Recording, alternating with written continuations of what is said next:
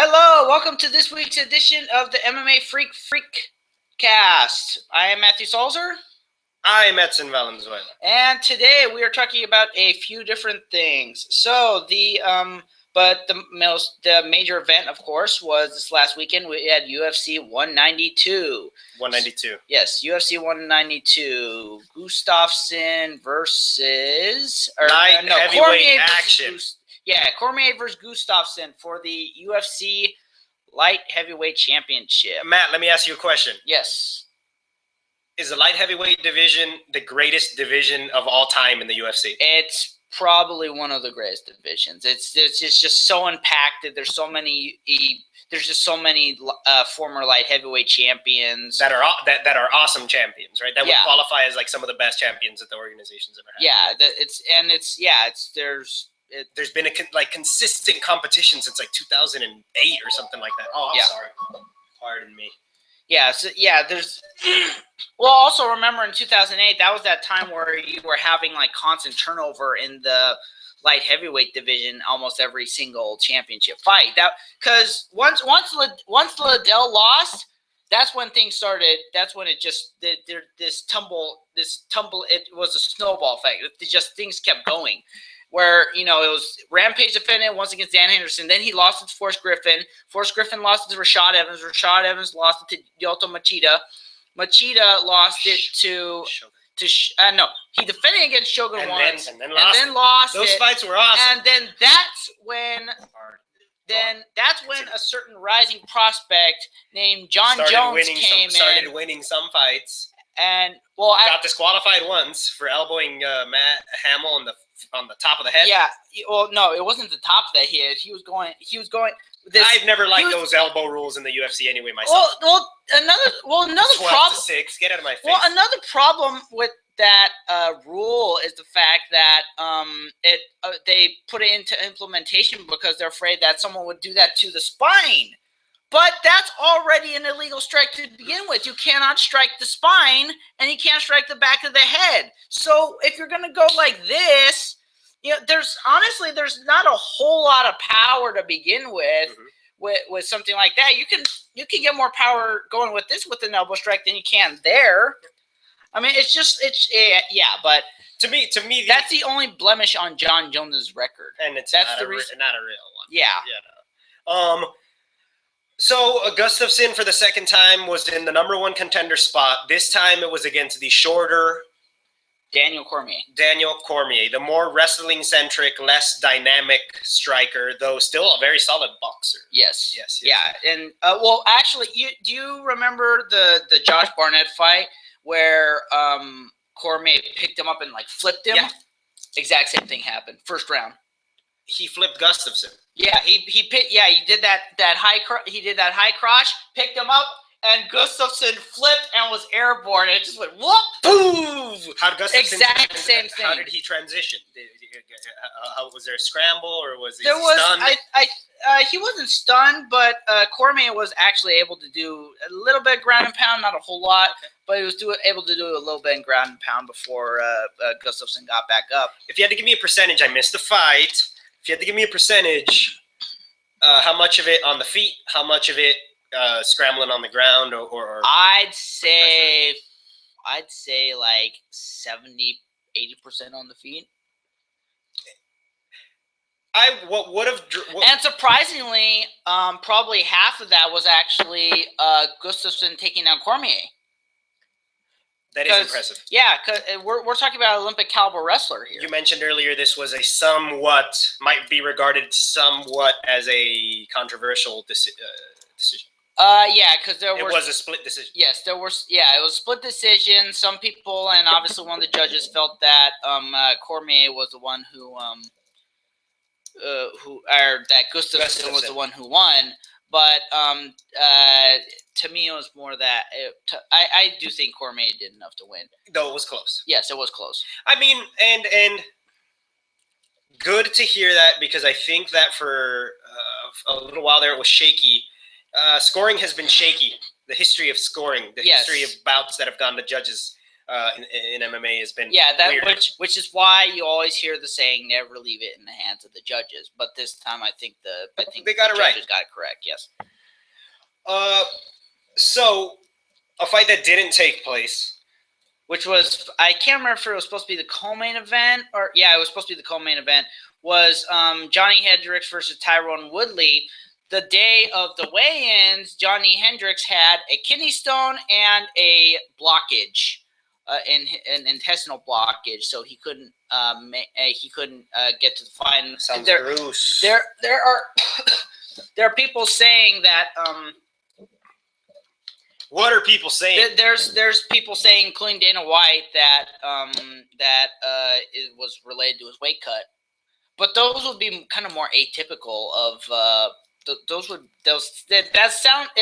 not symptoms that are typically indicative of weight cut. Yeah, that does not sound like typical weight cut symptoms. Typically, weight cut symptoms, they're going to be like kidney failure, dehydration, various stuff like that. That doesn't sound like that. Does honestly a blockage and a intestinal blockage and a kidney stone. That doesn't sound like very typical weight cut or issues. It might be. It's because my dad's gotten. My dad's had Papa Salzer. Yeah, he's actually on his third kidney stone. Oh, that doesn't sound fun in his life. But but there was a time when he just didn't like drinking water, so it might have to do with that. It might, but I've never known a kidney stone to form that quickly. Was your house? Because remember he trains with He trains with Mike Dolce. Dolce has Johnny Hendricks trains. Yes, he has him hydrated until like maybe the day before. That's when he has them cutting weight. I've never heard of a kidney stone forming that quickly, unless for some reason or another, there was he was having him just eat something weird on his diet. Normally, that the diet doesn't include stuff that would result in a kidney stone, let alone it sounds painful. Let alone a blockage, especially considering that your intestine, that's where water is sucked up. Yeah, that's gross. So that's kind of like that's where most of the dry stuff is going to go out. It's kind of like, okay, that sounds really gross. Speaking of which, I might as well just get this out of the way. Just getting a little bit off topic. There is footage going around on YouTube and various other places of this fighter who, after he got choked out, crapped his pants, and it was so bad it fell down his leg and into the cage. It's just like, oh my gosh, did this really just happen? It's like oh my, I was grossed out a little bit by this thing. I was like, a little bit, especially when they zoomed on it. It's like, don't zoom in. I can see the brown out here. This something. It was just like. Yeah, I'm not even gonna post the link in the description of the. I'm not gonna post the link. I'm not gonna post it to the website. I'm not doing anything because I don't want the. It's like it should. I hope it sounds. That's so gross. I hope it sounds bad enough to our listeners. This supposedly happened to more mainstream dudes. Supposedly Tim Sylvia did that. I heard Chuck Liddell might have. I haven't heard of Chuck Liddell. I've heard of that. One other guy doing that as well. But Brazilian Jiu-Jitsu guys say some stuff like that too sometimes. Okay, hold on. There was this one time where I was at a wrestling tournament. Thankfully this was now a season tournament, but it was there was a wrestling tournament, and I guess a guy when he was eating, he may have eaten something. May have eaten like a bad burrito or taco or something like that, and it happened on the wrestling mat too. Oh no! And it was and during these about cutting weight. During these off-season tournaments, you're not necessarily restricted to a singlet. You can wear you could wear just shorts. Just seeping out. You can wear shorts if you want to. Talking about this. Go on. Go on. I need to hear the end of this. Yeah, and it came out, and we're like, and the match was stopped. I'm not even sure if it continued. I think it did, but the match was. No, I'm not sure if it continued, but that map became inactive until everyone could get until it could get cleaned up. So really quickly really quickly touching back now. That was all of that was very funny and interesting and very weird. I haven't seen that video. I won't look for it. Going back to intestinal blockages in UFC 192. Specifically going back to weight cuts, and this is something that I mentioned to you earlier, that it seems as though weight cuts are becoming mixed martial arts concussion issue. What concussion issues are to boxing and to the National Football League, maybe even NHL, where it's starting to become this sort of central talking point among people, both on the sports side of the business and on the news side of the business. And there's serious concerns to the participants in the sport's health. In the UFC, I think that there's now starting to be this. So regardless of whether or not that was the case with Johnny Hendricks, the fact that rumor went around is indicative of this is something that's on everybody's mind right now when it comes to MMA. Yeah, and actually, Dana White saying that he wants John Jones to go up to middleweight. John Jones, not John Jones. Johnny Hendricks. He wants Johnny Hendricks. Dana White said this? Yes, Johnny. He after this happened, he said he wants Johnny Hendricks to go up to middleweight because he's concerned for his health. Dana White needs to mind his own business and run the company. Well, this was a co-main event fight that had title implications. He's saying Woodley's gonna get the next title shot at Robbie Lawler, and this the reality is this did have title implications. So I can, even though just looking at the fight card, I'm looking at it right now. So you're saying, no, wait, hold on, I'm sorry, I misinterpreted what you said. You mean he said that after he got sick? Yeah, you said that afterwards. Oh, so that might be why people might have gathered that opinion or the idea that it might have been the weight cuts as to what it was that contributed to him having the kidney stone. Yes. That's a weird thing for him to say, and that's not the first time, because Kelvin Gastelum. That's not the first time he's done something like that, because Kelvin Gastelum missed weight multiple times, and then he made him go back up to middleweight and fight Nate Marquardt. But ironically enough, now he's allowing him to go back down to welterweight. So it's kind of interesting, but yeah, that's just one of those things where that's he feels that he's acting in the best interest of the fighters. So, but anyways, so pardon. This is it, right?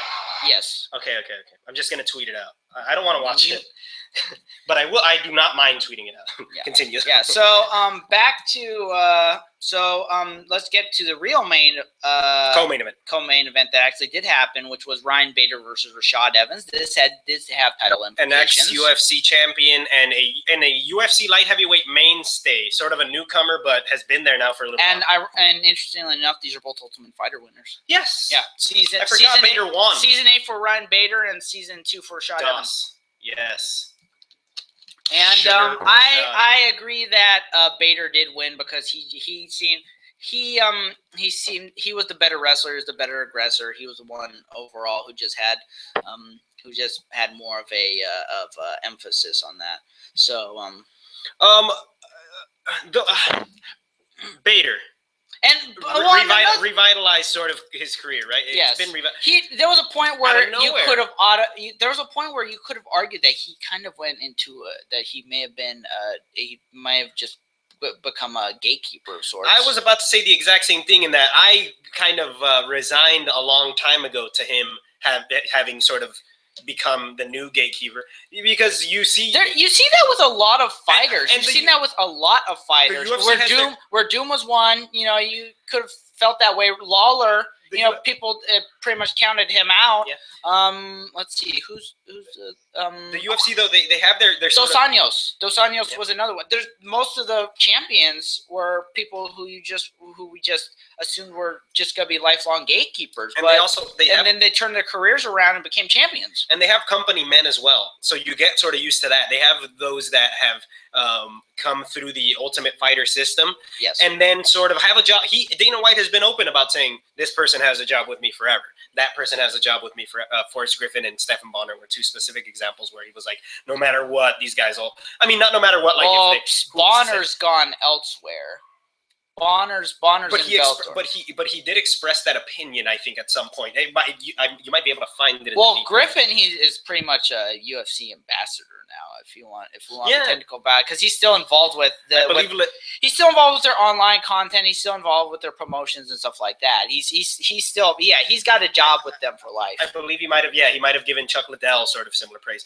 And so Liddell's actually is a vice president of the company because he actually has a business degree from Cal Poly Pomona.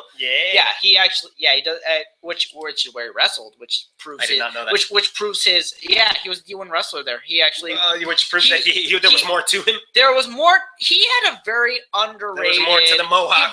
He had a very underrated grappling background. That actually came out in his fight with Vendele because he actually did take Vendele down. He actually had a very underrated takedown game, but he concentrated on his striking because he'd been doing that longer. He was one of several prototypes for the all-around mixed martial artist because he actually did have a wrestling. His submission skills were kind of suspect. I don't think he ever had a submission, unless you're talking about when Tito submitted to strikes. But he actually had what could be considered for the time a legitimate mixed martial arts background. This is off of the top of my noggin. You would almost say that the progression was the beginning of UFC, grapplers, submission artists, but specialized somewhat, right? Brazilian jiu-jitsu and some sort of catch rest. Yeah, exactly. Yeah. And then it became sort of what I think was early cross-trained athletes. The first representation of true mixed martial arts where it was hybrid. Yeah, hybrid. Your Matt Hughes, your Pat Miletich, your Don Fry, your Randy Couture. And then Chuck Liddell represented this third sort of shift. Him and other stand-up fighters. I think Crow Cop might have been maybe also another fighter that was sort of indicative of this shift, which is, again, almost now more one-dimensional, right? Almost, perceivably more one-dimensional. But really what it was somebody like you're mentioning, somebody like Chuck Liddell had a good knowledge of wrestling to the point where that's why he could sprawl and brawl the way that he could. He could sprawl because he knew how to wrestle and he knew how to properly sprawl because he had trained, right? As a grappler. He'd been doing it, I'd argue, almost as long as he'd actually been doing Kempo karate and stuff. But it allowed for all of his fights to look almost exactly the same. Yeah. Sprawl, I beat you up. And it wasn't dynamic. It wasn't, this guy's knocking people out one fight, submitting in the next. If we're gonna be obvious, Tim Sylvia also came from that kind of background. He actually did have a legitimate, I think, high school wrestling experience. But the reason why he also was able to sprawl and brawl in what we could argue now was a weak division was that basic ability. He had to stand up, and he had and plus we talked about Miletich. He was training under Miletich, so he was getting that training and whatnot. And but then I'd say that the next generation to come after that probably had to be the guys we mentioned Hughes and Liddell and stuff like that. The next generation after that would probably have to be someone like Fedor or Big Nog or people like that who had this they had the submission abilities, they had the wrestling abilities, and they had an overall fight game. And for someone like Fedor, he was going up against these much bigger athletes and even people his own size who are equally skilled, and he was going out and beating him. And he was one of those guys who was using superior skill. But then we had that next generation where bigger athletes were developing these skills and becoming athletic and being able to go out there and destroy people like Cain Velasquez. And I think we're kind of on that. And then we have freak athletes like John Jones and George St. Pierre. I would say to a degree, BJ Penn. Since the shift. BJ Penn transcended almost some of the. Actually, he was prototypical. I think. He's been around for so long. You know what? BJ Penn. Makes him BJ Penn special. Actually, let's be honest. BJ Penn was an example of a constantly evolving fighter. He was this constantly evolving fighter where he came out and he was constantly modifying his abilities. Yeah, so I was going to say there were several different types of fighters, and there were these, who stuck with that type of generational thinking, and then there was these fighters who were constantly evolving, like BJ Penn. Like how you mentioned that sort of last shift towards fighters like Fedor and Big Nog and these sort of the evolution of MMA. In a lot of ways, it was like it was okay. These are once again, now we once again have these really talented hybrid martial artists, but they're no longer the sort of grassroots trained style. It's now like they're getting professional training on several facets of martial arts, not just the one thing. And then we're gonna do some stand up for a little bit so that you can defend yourself if you're forced into that situation, and you could throw a punch. But now these guys were serious. Like Big Nog was serious about training in boxing, even though he was a world-class Brazilian jiu-jitsu dude, right? Yeah.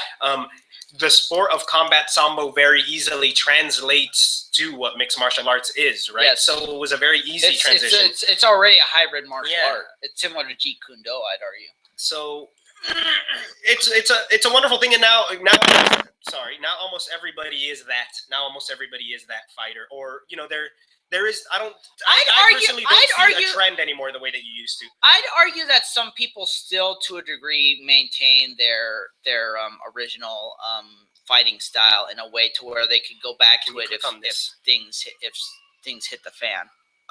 Or can you click on whatever link is to us streaming right now,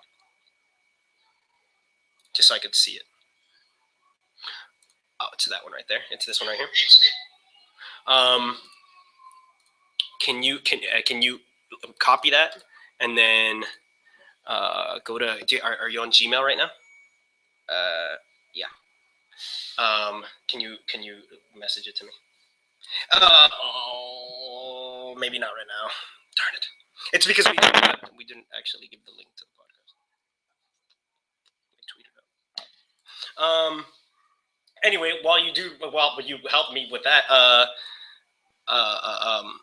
I wanted to. We could use this opportunity, and we'll come back to sort of the latest sort of MMA stuff.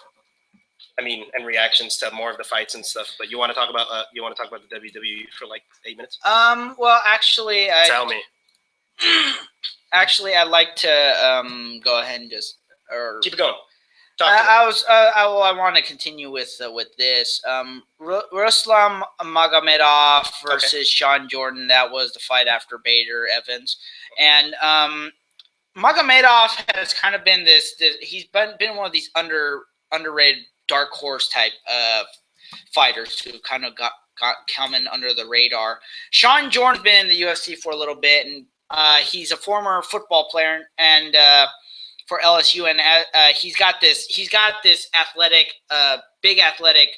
Was Sean Jordan the one who was knocked out by Gabriel Gonzaga? I think so. Go on. But he went in there, and they actually put up a good fight. But Magomedov just had the better stand-up. Magomedov is sort of a recent prospect? Yeah, he's kind of undefeated. Well, let's see. I don't think he is. No, he's not. He's got one loss. But, that was back in a fight in Ukraine. But he beat Rico Rodriguez, and he also beat Tim Sylvia in a super heavyweight fight. So this is his third UFC fight. So he's slowly starting to get up there, I'd say. So, but yeah, that fight went well. Then the fight that was actually pulled from the preliminary card because in order to fill in for the in order to still make the co-main event 5 fights was Joseph Benavidez versus Ali Bagatanov. This is Bagatanov's first return since his 1.5-year suspension after he tested positive for steroids against Mighty Mouse, who still beat him. That's just impressive to me in and of itself. He's on performance enhancing drugs, and you still get beat by the champion who's not. That's happened. That's happened multiple times. Just goes to show you that skill can still beat, pretty much anything else. So he and Joseph Benavidez fought. That's neat that Joseph Benavidez had his fight sort of promoted to pay-per-view. Yeah, because he's one of those guys who would really want to do that. And then, in only her second fight since her injury, Juliana Pena came back and fought Jessica I. No nipple slip for I this time. And, this time. No nipple slip for I this time. And she beat her, but it was not an easy fight. And there was actually a point where I think she just straight up forgot the rules because she was on her back and Pena was in the side guard and she actually kneed her in the head. Maybe frustration at that point. Had she been sort of clearly losing? No, it was a close fight. It'd been a close fight. That she was actually winning that round. It happened towards the end of the round. Did they dock her a point for that? Warning? Just no warning whatsoever. Immediate dock of the point. Yeah, he stood her up, had Pena go to the neutral corner, brought I into the corner. 1 point. That was. Was that the deciding factor? No, right? She still would have lost by a point. They still scored the fight for. Still Pena. a silly mistake.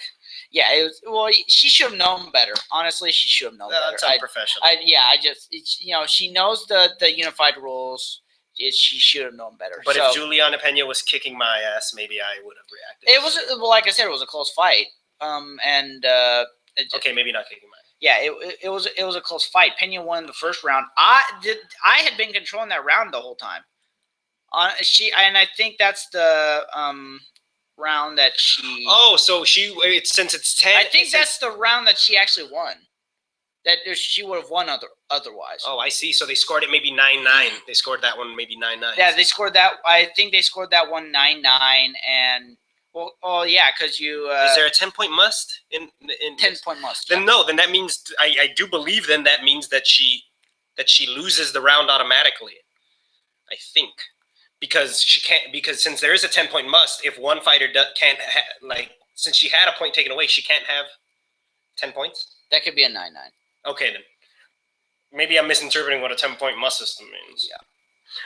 Okay. So those were the pay-per-view cards, all decisions. And I'm glad Pena's Pena was already showing promise before she got that injury. I'm glad that she's coming back and winning, and I hope that she eventually gets on up there. But yeah, she's a good prospect. I think she's won every fight at bantamweight. Her only 2 losses, one was at featherweight, one was at flyweight. So okay. She won every fight at bantamweight. She was a good Ultimate Fighter winner, and I do hope that the Venezuelan Vixen continues to progress. So yeah, that was pay-per-view card at UFC 190. Yeah, in a nutshell. So Rose Namajunas won. Yes, that's how you pronounce it. Yeah, I didn't get to see that fight because I had other commitments and I wasn't able to get there on time. But yeah, she won. Tough alum. Yair Rodriguez, who was the first Latin America featherweight champion, he won. Did some pretty nice maneuvers, if I do say so myself. He likes to do these high profile kick flip things. So. He did very well, and I think I'm going to mention him because it's still Latin American Heritage Month, goes to the 15th. So I think I'm going to mention him in my my Latin American top 10, which I'm still going to do. I still have a bunch of top 10s to do. Mm-hmm. So yeah, that's that. But the major note recently was that after. UFC 192 that I would like to talk about is none other than Jon Jones' probation. Jon Jones got off with probation, and that is it. I'm flabbergasted that he got just that, and a lot of people are saying it's because he's a big level fighter. He's a named fighter, blah blah blah blah blah, and. Preferential treatment in the legal system for those basically. Of high notoriety is not a new thing, Yeah, so. There's a lot of people saying that Jones could easily leapfrog ahead and get the next title shot ahead of Bader, in which case Vader would either have to just wait or maybe fight another person. I think anybody who is more interested in seeing the best possible fights and less interested in maybe moralizing that much would very likely be interested in seeing John Jones fight for a title match before Vader, if that's the option that they're given. Well, yeah, and one thing to remember is that John Jones technically never lost, and that's why it's easy. That's why if you're an MMA fan, it's easy for you to swallow that pill, right? Because well, this guy never lost. Yeah, well, what happened, but let's do it. Let's see him do it again. Yeah, so there's that. You Wikipedia Rich Franklin. Yes. Why? He officially announced his retirement, and he's not funny for me to laugh at. I love him. I think he's excellent. Oh yeah, but he's been out for a while. He hasn't fought in 3 years. And was it in conjunction with another announcement? Because I don't think so. He'd been he'd already been vice president of one FC for a while, or One Championship as they're now called. But the 28th he finally said that he's decided to just officially call it a career. But remember, he's not the only one to do that. Mark Coleman was also hoping to fight for a while, for a few years before he finally called it. But Mark, I don't know. I feel as though Rich Franklin, I don't know. Mark Coleman was much more obnoxious, I think, about himself. Rich Franklin's always been a much more understated. He's more of reserved dude. Yeah, he's a more reserved, humble guy. So I had sort of already assumed that he just stepped away, right? He just stepped away from the. Not everybody announces their retirement. Sometimes people stay out of it, and then that's it. They just sort of. Yeah. Well, later on, it's accepted that they've stepped away from the sport. Yeah, and it's And another thing, you've seen some fighters go to other organizations and they have a bad relationship with Dana White. But Dana White talked to Dana White before he actually went to One FC. To get his blessing. Yeah, he got his blessing. He was like, he was like, sure, go ahead. We understand you want to do that. So that's easy to imagine, given that Rich Franklin is sort of a forgotten pillar of sort of the UFC's championship legacy. Yeah, because people don't realize that he was the champion before Anderson Silva. There was somebody before Anderson Silva. Yeah, right? He was the champion before Anderson Silva. There was I don't know if he'd been the longest reigning. I can't remember if he was. He might have been, but I think he was. Then. But I think he was, but it was on the technicality that he was the longest reigning champion before that. It was a very young championship, it was relatively young. Yeah, he was the longest reigning champion. So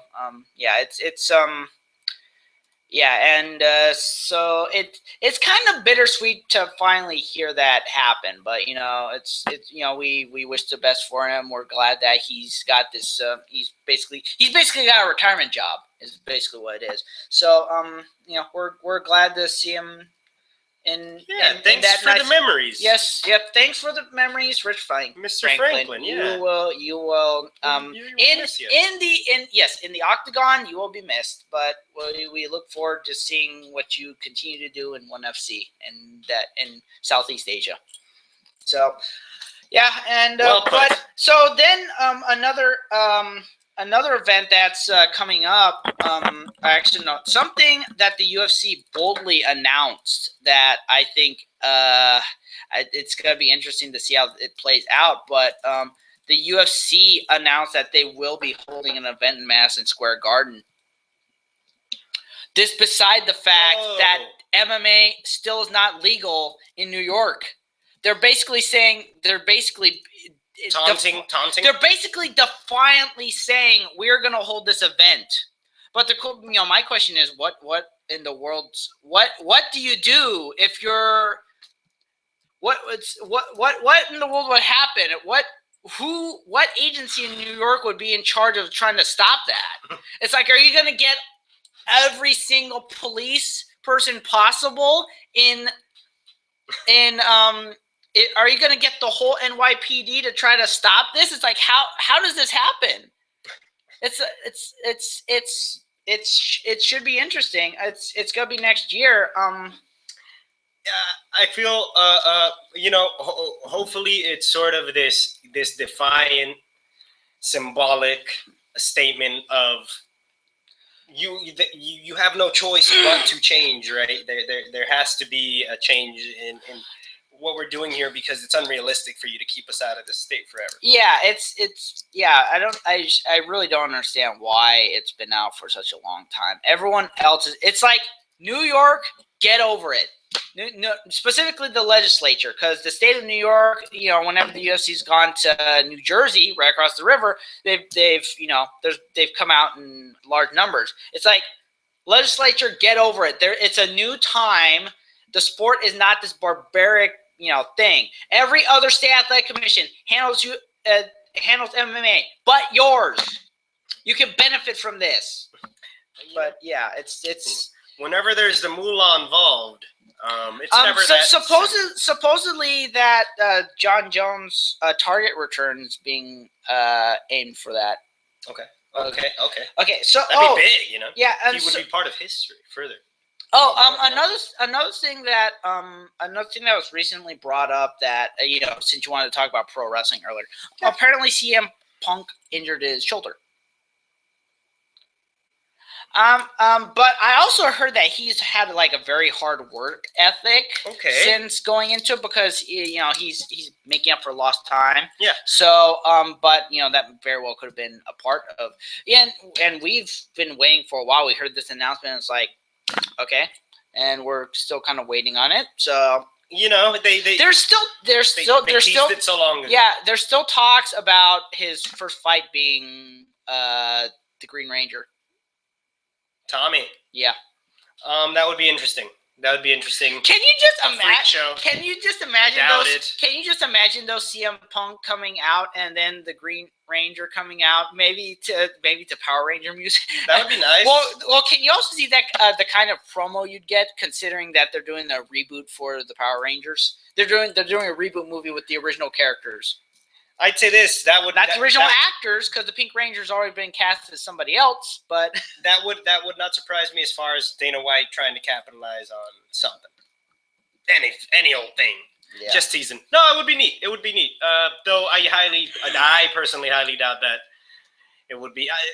Simply because I don't think that Tommy has ever had a working relationship with Zuffa up until this point. Does he have an MMA career? He fought a fight, and he fought like 4 amateur fights and 1 pro fight, and he was actually in talks with Strikeforce before Strikeforce got bought out and shut. And, things. Okay. Well, that's an amateur pedigree. Well, Dave Bautista was also in talks with Strikeforce before Strikeforce got bought out, and Dave Bautista also had an MMA fight against a guy named Rashid Evans. It just sounds so similar to Rashad. I understand. That's funny. Yeah, that's another little known pro wrestler that crossed over. Did cross over in MMA. So you learn something new every day. Okay, so yeah. So that was, I guess you could say, we talked about WWE since you want to talk about it. Then another piece of news that's come up is supposedly, because of his difficulty making weight, Renan Barão is seriously considering moving up to featherweight. I'd say this was long overdue, considering the issues he's been having. And honestly, I have very little doubt that one of the reasons why he had issues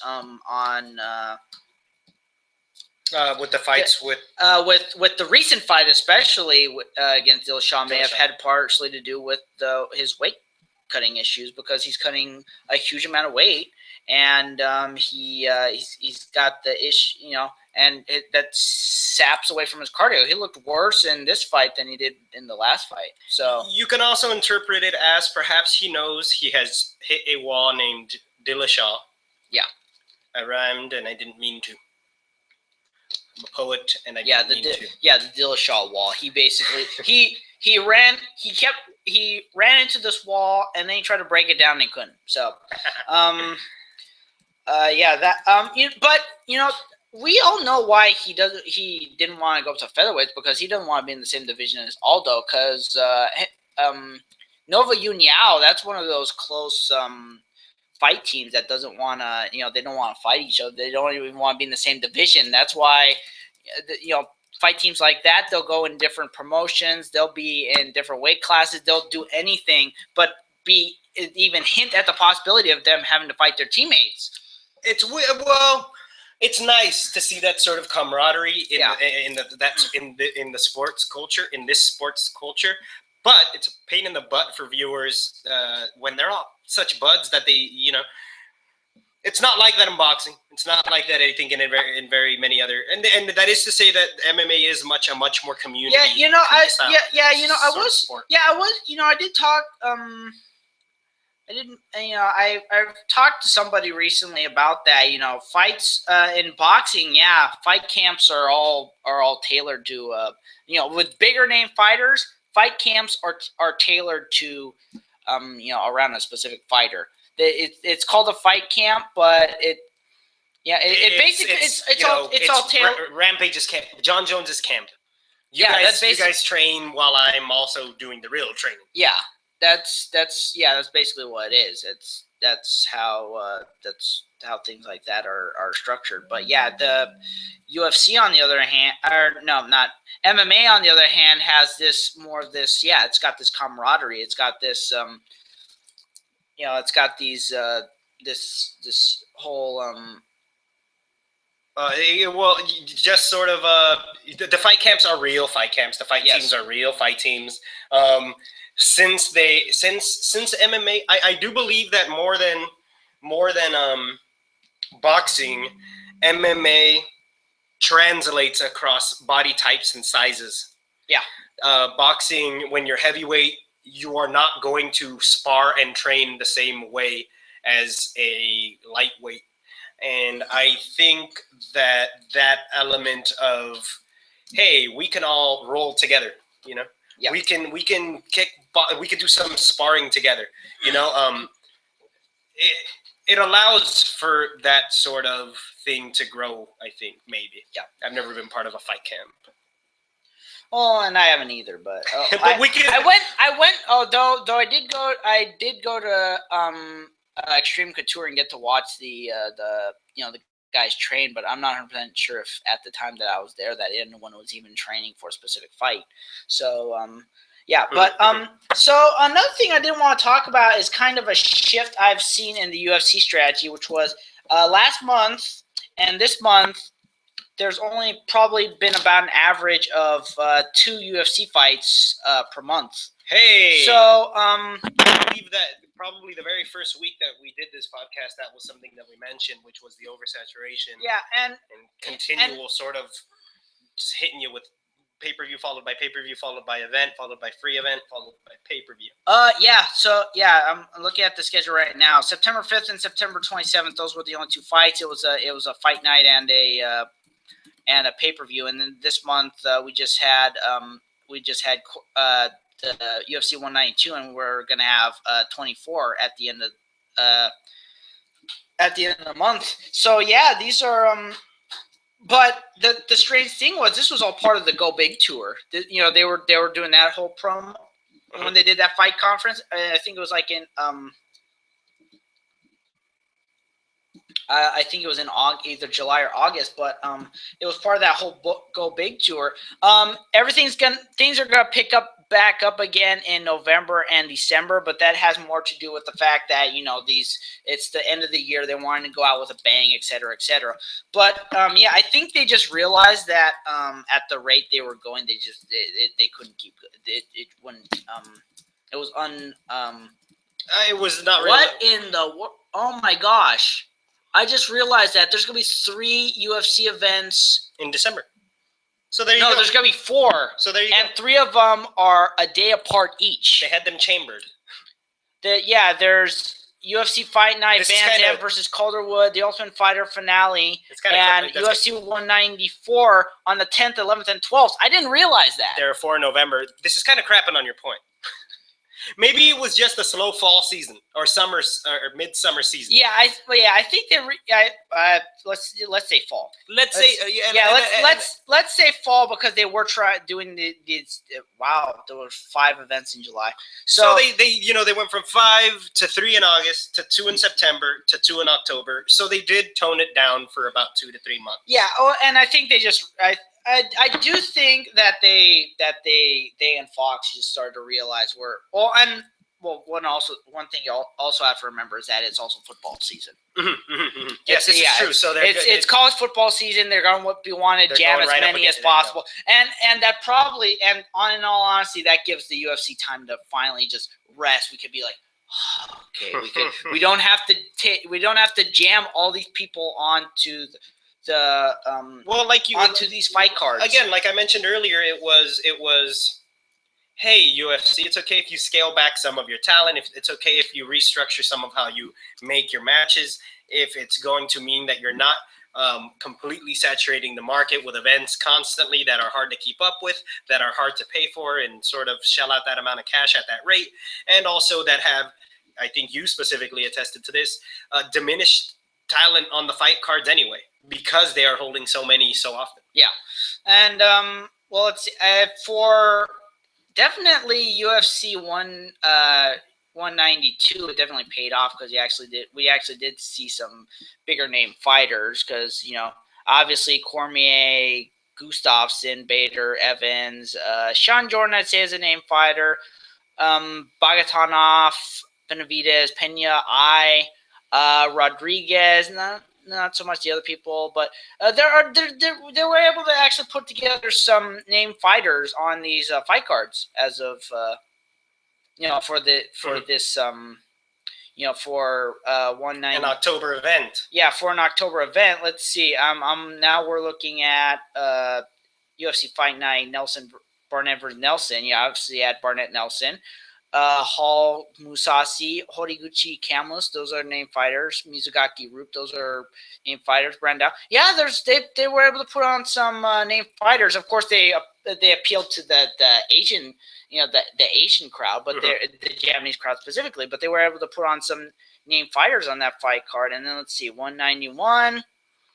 Johnson, Dodson, they were able to put together some. They were actually able to put together some cards that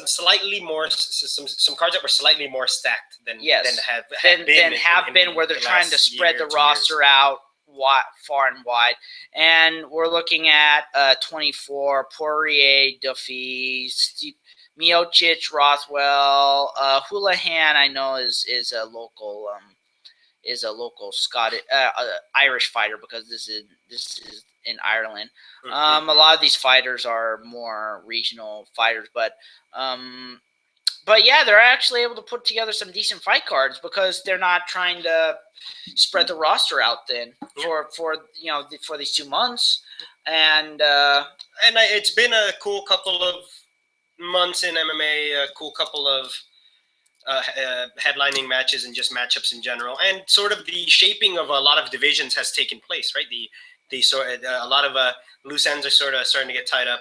I'd say Cormier now sort of undisputed in a lot of ways as the heavyweight or the light heavyweight champ that is not John Jones. Yes. You had the rematch between Demetrius Johnson and John Dodson. That was a rematch, yes? Yes, that was a rematch. You see, so I'd still argue that, obviously we'll see if, I still think that the next fighter to get a crack at Mighty Mouse, just because of the fact that neither of these guys have faced him, should be the winner of the Cejudo, Suario da Silva fight.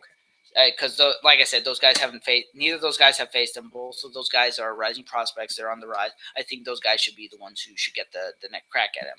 Yeah. So...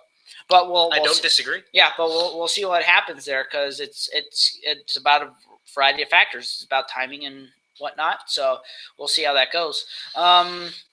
So yeah, that's that. Then something interesting that has popped up as of late in regards to Fedor Emelianenko's So now return. getting off of Zuffa and the UFC, and now talking about the larger mixed martial arts news. So I heard supposedly, this is according to Ted Check, one of the guys that we've done various stuff for over time. Shout out to Ted. Shout out. Yeah. So supposedly Fedor's next opponent is some Indian Japanese kickboxer I've never heard of. They're basically giving him a can. This is basically his tune-up matches. They're taking him in Japan, giving him someone who's somewhat popular, but he's the big guy, and they're saying, "Here, have something for lunch. Have something for lunch. Get tuned up. Let's do this." That's basically what they're doing. It's like, give them somebody who at least has something legitimate here. Don't just give them a can. Well, that's not going to legit. That's like when they match him up with Hongman Choi. Sometimes it's a pain in the butt. Sometimes they want to preserve their own image. Sometimes they don't want to run the risk of right upon their initial investment. The illusion is destroyed.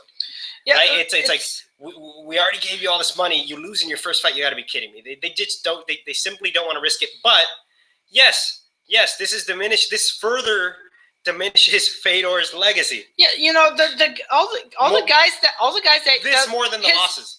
The last three guys he fought before in M1 Global before his actually no, one of them was in Japan. But the last three guys he fought before the end of his career, Jeff Monson, Satoshi Ishii, and Pedro Hizo, they had more accolades and were more well known even at the time of at that point in their careers than this guy. I don't even remember his name.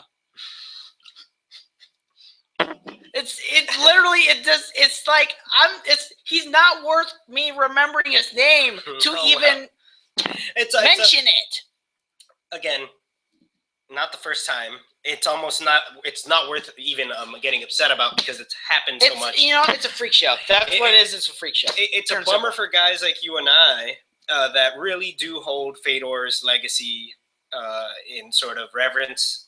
And I'm somebody who has historically sort of defended him against Anderson Silva argument makers, and that is to say that Anderson Silva is sort of the greater fighter when it comes to sort of what their legacy has meant for the sport. So it sucks that that since he's suffered his losses, he has not been able to truly bounce back against. He has actually not been willing to try and bounce back against a legitimate competition. Yeah, so it's just I don't know, but hopefully this will eventually lead into him fighting in Bellator. But then again, the question after that is who does he fight? Is it more of this, right? Is it? Are we going to think of a diminishing heavyweight in the UFC right now? Who's a heavyweight? Ben Saunders. Somebody like that is what I mean. He's not even a heavyweight. He does podcasts now. Oh, okay. Oh, no, not Ben Saunders. I apologize. I meant Ben Saunders. That's a dopey thing to say. I meant... Goodness. He knocked out Crow Cop. He was in a UFC. He's a heavyweight. He does a podcast. No, he does a podcast with Joe Rogan sometimes, and he does one with Brian Callen. Schaub? Yes, that's who I meant. Somebody like that. Somebody who's like, not great, and maybe... they could give a little bit of money, has a name. Okay, we're looking at the Bellator roster of heavyweights, so let's see if there's anyone even legitimate. Czech Congo. Always. I hate to say it, but he was a journeyman in the UFC. I can't remember. He looked really tough though. Yeah. Alexander Volkov, the former Strikeforce heavyweight champion. Vitaly Minakov is the current champion. Rafael Butler, Rafael Butler, Dan Charles, and Vincius How's that? How do you spell? how do you pronounce that in Portuguese? I don't know. It's K-Rose. K-Rose. K-Rose, yeah, it's like those guys are prospects. Of course, we have Bobby Lashley. None of these people are names except for Chet Congo, Bobby Lashley, Kimbo Slice, Ken Shamrock, maybe James Thompson, and that for me that would be probably the names that you be able to. Those are they suck. Most of those guys are freak shows. That's what they are. They're just most of those matchups. Yeah, would be freak shows. He goes in there, he whoops them, or loses, and it's embarrassing. That too. Justin Wren is a tough alumni. He competed in the heavyweight season with Kimbo Slice. Okay. But after that, I think he got into some drug issues. But then all of a sudden, he decided to go and change his ways and actually went and started helping pygmies in Africa. That's why his nickname is the Big Pygmy, because he went and developed a heart for them. So he's quite a humanitarian. Yes, he's a humanitarian. So okay, so the only real major event that's going to be going on this weekend, because as I said, because of the cutbacks, it's not a lot. So there's no Bellator, there's no UFC, but what is happening is RFA 31, their original place. They're actually going to be in Vegas this weekend, and it's Gilbert Smith versus Bristol Marunde for the welterweight championship. Gilbert Smith is another tough alumni. I think he was on the same season as Hall and Gastelum. Okay. So.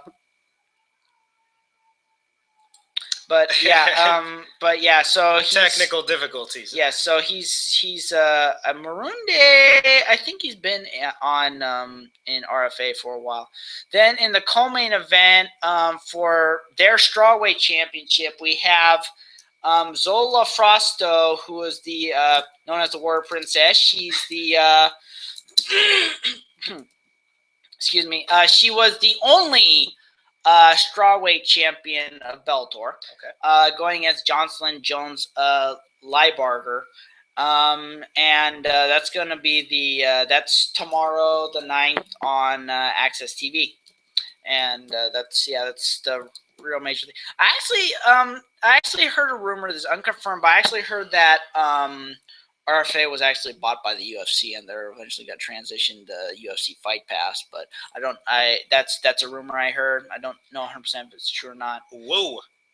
But that would be very interesting if it is. Yeah, but that'd be another addition to further consolidating UFC's power. Yeah, and then you could wait for RFA to be rebranded sometime soon. Yeah, to UFC Light, UFC Alpha, the UFC. Okay. I'm on the actual website. Let's look about the RFA, because I just saw something. RFA is professional mixed martial arts. RFA is Denver. RFA is based in Las Vegas, Nevada. I don't think it was based in Las Vegas before. It's Ed RFA Source, is one of the most active, respected organizations in the world. The Octagon, Ultimate Fighting Championships, UFC, and the 8-sided competition man cage are registered trademarks owned exclusively by Zuffa LLC. So this is a weird loophole where there is technically Zuffa programming on Access TV. So there you go. That's very weird. I didn't know. That would be interesting. Yeah, I don't know if this has been the case. Access has always been known for putting on the regional promotions. That's where they're with their Friday night fights.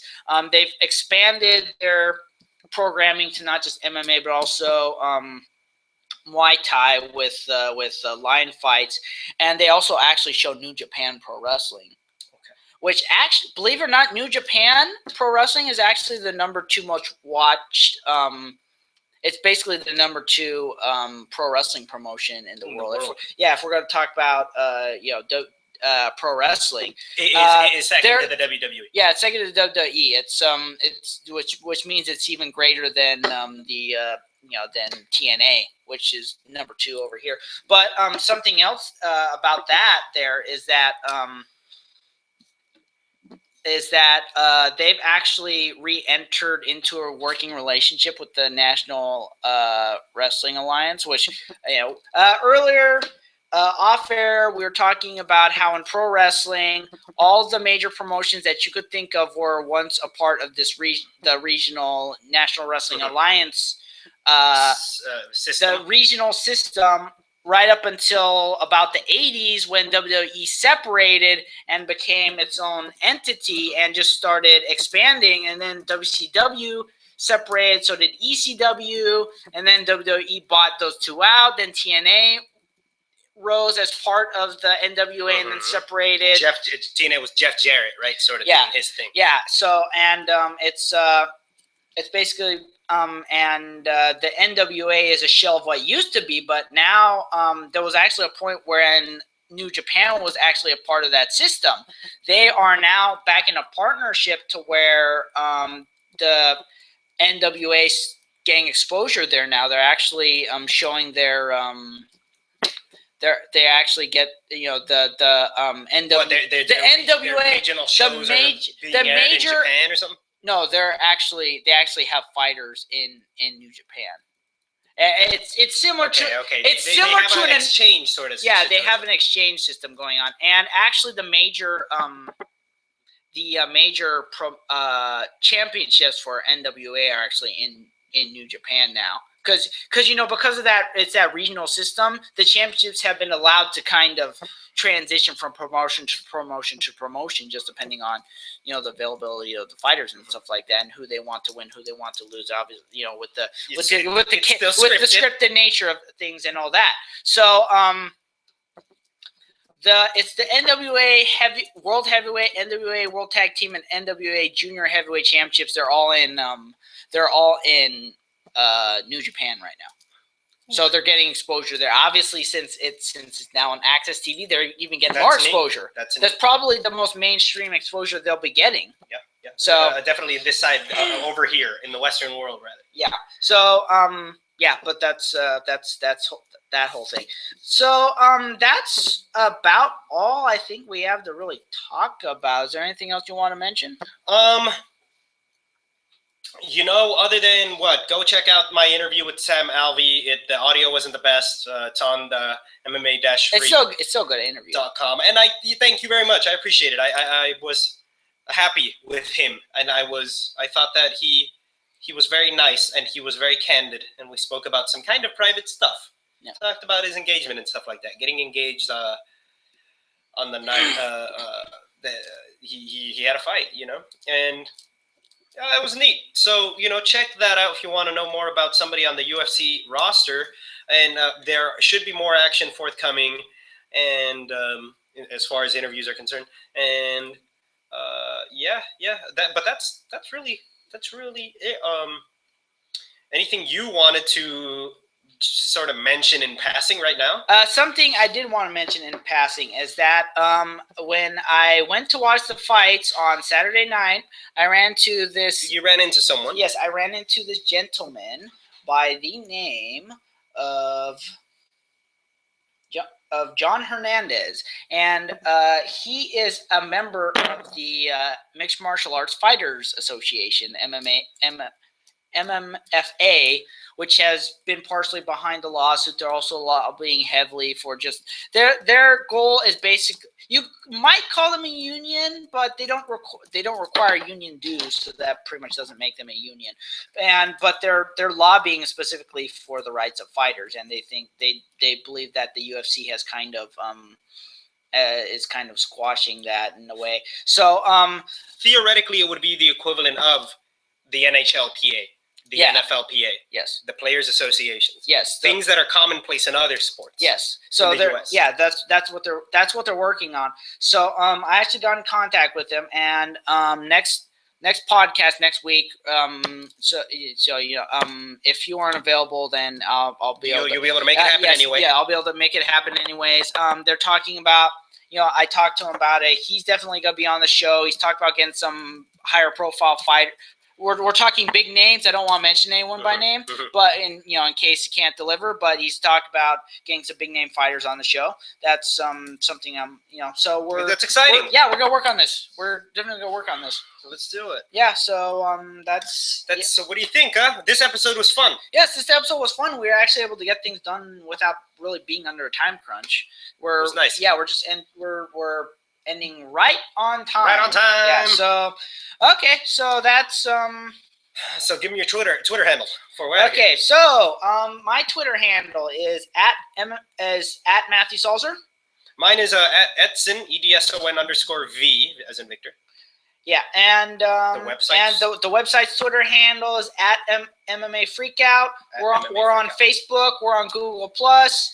Obviously, we're on YouTube. So please check us out. Click, share, subscribe, as YouTubers say a lot. So thank you very much, and have a good day. See you next week. Have a wonderful weekend.